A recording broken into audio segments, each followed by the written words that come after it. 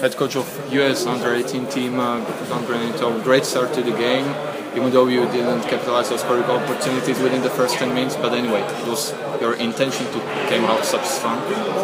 Absolutely, it was. I thought a very good start by us. It was. We had a lot of energy. Had the day off yesterday, and I thought that we had great jump today, and it really helped us, especially early on. Weren't you a little bit confused when you wasted dozens of scoring opportunities within the first 10 minutes of the game?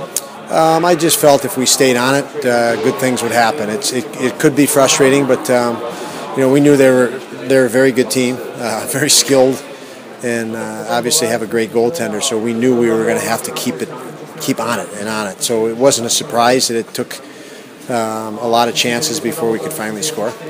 Quite comfortable lead after first period, 4-0. Did you a little bit slow down in the second period where you lost 1-0? Well, I think what happened in the second period was Czech Republic elevated their game and played a bit stronger and worked hard, and we dropped off a little bit, and then it took us a bit to recapture some of our early energy, and that was a big challenge for us at the start of the second period.